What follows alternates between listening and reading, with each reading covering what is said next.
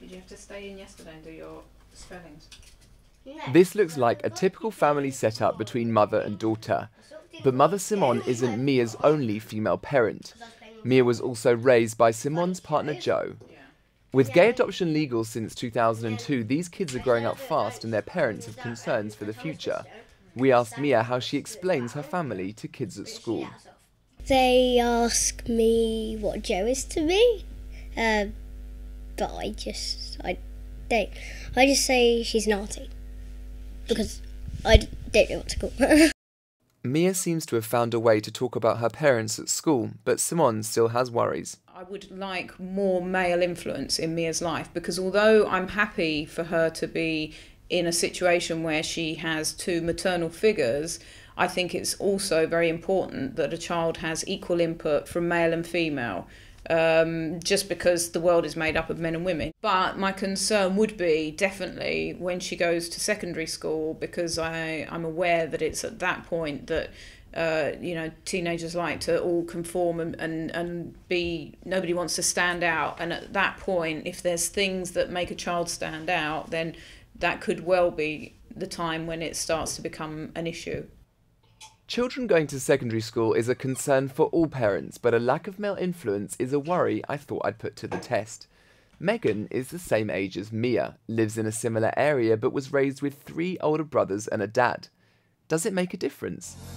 I like doing drama, playing my euphonium and dancing. There's a football team at school. I didn't get in, but I go practicing every Saturday at school. Snoop?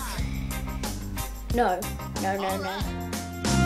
I like David Walliams books and horrible history books. I like David Walliams books. Mia and Megan are like any other 10-year-old girls, but where's the evidence that their differences don't matter? A Cambridge University study was one of the first in the world to investigate the topic. The research looked at 3 different family types and examined how parents and their children were dealing with being a same-sex family. The findings were largely positive. Children raised by gay and lesbian parents were as well adjusted as the children in heterosexual families. I'm on my way to Cambridge University to meet Professor Susan Golombek. She's the person that's been heading up the research into same-sex couples having children. I'm hoping she can clear up a few things for me about the study. I'm also going to bring to her some of the concerns that Simone had about how Mia will fare in the future. We find that for some children, being in school can be a difficult experience. So some of the children said to us, they just get fed up constantly having to explain about their family. You know, the school doesn't really take responsibility for this often. So there are things like that, other kids just don't understand, and then they'll just constantly be questioned.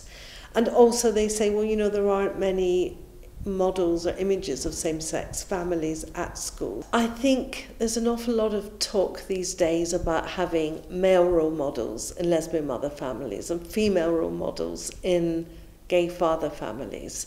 But actually, I think this is just something people pick up, because they feel they ought to be concerned about this. But there are lots of opposite sex role models in children's lives at school with their peers and, in the outside world. It seems the lack of male or female role models really isn't an issue when it comes to same-sex parenting. But Professor Golombek did say one thing. She was concerned about how children would get on at secondary school. I've just sent an email to the Children's Minister, Edward Timpson, to see if we can set up an interview to discuss the issue further. In the meantime, I wanted to get a different perspective on the matter.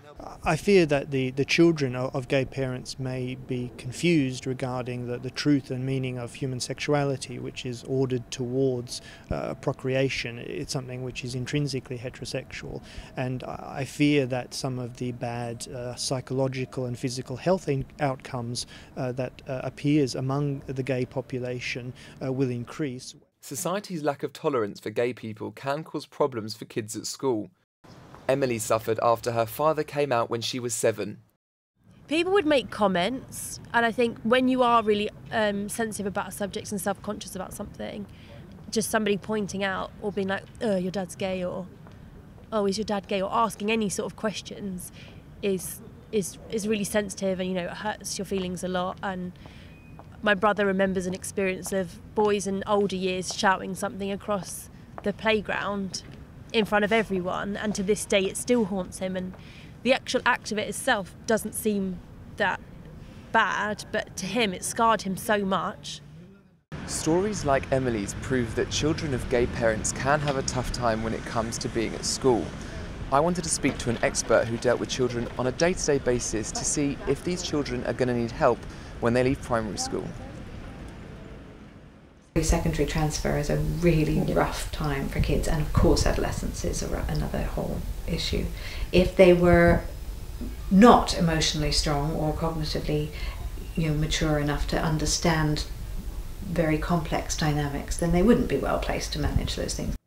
I went to gay charity Stonewall to see if they thought British schools were doing enough to ease the secondary transfer that Dr. Lowe was so concerned about. Some schools that we work with are doing really well, but there are tens of thousands of schools across Britain, and we don't think very many of them actually talk about different families in a really positive and inclusive way. Sam's concerns were something I wanted to bring up with the Children's Minister, as it's his government that can make actual change. But he still hasn't responded to my calls or emails, so I thought I'd try one last time.